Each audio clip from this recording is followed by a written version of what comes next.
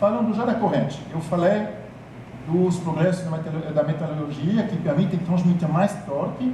E o caso dessa corrente metálica, ela é composta de 400 elementos metálicos em aço de alta resistência. E vai, claro, transmitir o torque do motor. E nós temos duas polias de diâmetro variável.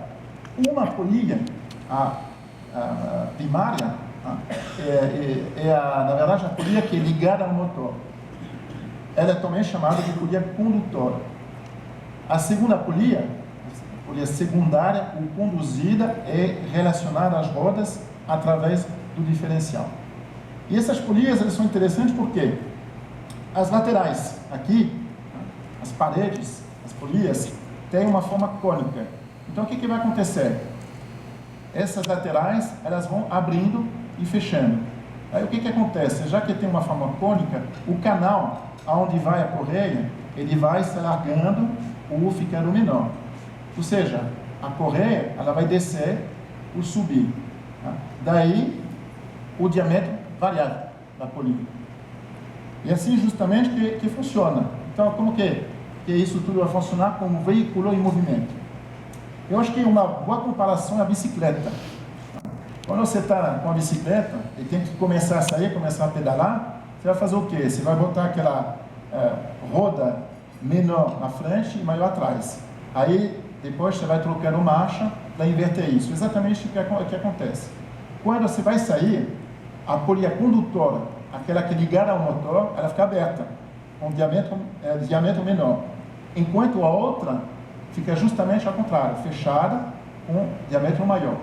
Aí vai acelerando, e aí progressivamente, uma vai se fechar, enquanto a outra se abre. A distância entre as polias é sempre a mesma. A correia, obviamente, tem sempre o mesmo tamanho. Então, na verdade, é exatamente proporcional. Enquanto uma abre, a outra fecha. E isso que permite fazer variar, assim, a relação de transmissão. Isso significa que o CVT não tem 5 marchas, nem 6, nem 7, nem 12, nem não sei quantas.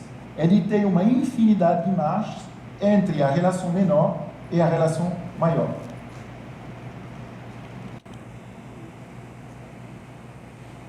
Então, qual é a vantagem?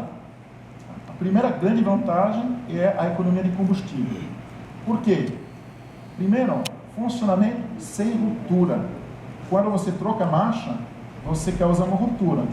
O regime do motor vai baixar, aí tem que retomar com a nova marcha. É exatamente o que a gente viu com aqueles homenzinhos correndo. Tem um que vai correndo de forma linear, e o outro cai, aí tem que subir cada vez mais. Cai, tem que subir de novo. Então, é claro que quando você faz isso, você acaba consumindo mais. Aqui você tem esse funcionamento sem ruptura. Você vai conseguir também, com o CVT, ficar muito mais tempo na faixa do motor mais eficiente. Na verdade, você bem no início, assim, quando o carro sai, você vai ter que entrar nessa faixa mais eficiente, mas depois você fica nela. Enquanto, quando você troca de marcha, então você tem essa caída de regime do motor.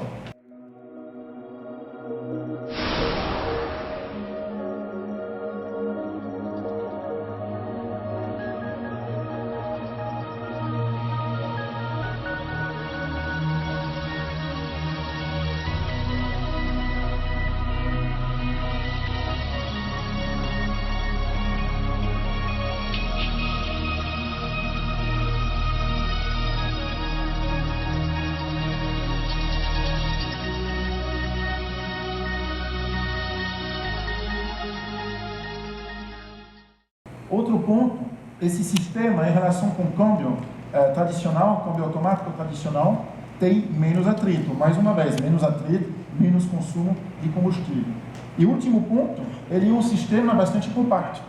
Ele é mais leve, ele é menor, o que obviamente também vai beneficiar o consumo de combustível. Outro ponto, essas vantagens todas se traduzem também em uma condução mais agradável. Já que você não tem aquela troca de marcha, você não tem aquele trampo. Você tem também uma resposta melhor às mudanças. Mudanças, por exemplo, do motorista, quando acelera, ou do contexto, quando, por exemplo, você chega numa subida. E já que estou falando em subida, se você já dirigiu um carro automático convencional numa subida, acontece às vezes a chamada caça de marcha. Ou seja, o câmbio ele vai hesitar entre duas marchas. Ele vai passar uma, reduzir e passar de novo. Com CVT você não tem esse tipo de problema.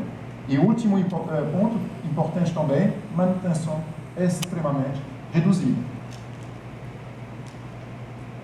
Agora, falei para vocês que esse carro aqui, o Sentra Model E 16, ele vem com um sistema CVT retrabalhado, só para deixar bem claro, em relação com o Sentra anterior, não estou dizendo que mudou. Como que ele é esse sistema? Esse sistema Xtronic CVT otimizado, ele é ainda menor. A gente conseguiu fazer ele ainda mais compacto, ou seja, mais leve e mais econômico. Outro ponto, de novo, redução de atrito. Como? Menos óleo e um óleo de baixa viscosidade. Isso permitiu também, na verdade, usar uma bomba de óleo ainda menor. Então, isso tudo, mais uma vez, vai beneficiar o consumo. Outro ponto importante. Eu falei para vocês que você tem uma infinidade de marcha entre duas relações. Mas aí a gente conseguiu ampliar assim, a faixa entre essas duas relações. Na verdade, a relação maior ela é 7,3 vezes maior que a relação menor. Isso é importante porque você tem vários benefícios. Por exemplo, em velocidade estabilizada, você vai conseguir andar com o motor em rotação menor, menos ruído, menos consumo. Você tem também uma resposta melhor. Na hora que você acelera, pisa, para ultrapassar, por exemplo, você consegue ter uma resposta melhor. Último ponto, é claro que esse CVT não funciona sozinho, ele tem um cérebro eletrônico, e esse cérebro ele é capaz de se adequar à demanda do motorista, ao estilo de condução. Seja no momento que o motorista quer andar mais tranquilamente, às vezes justamente economizando combustível, seja o momento que ele precisa de torque, por exemplo, numa ultrapassagem.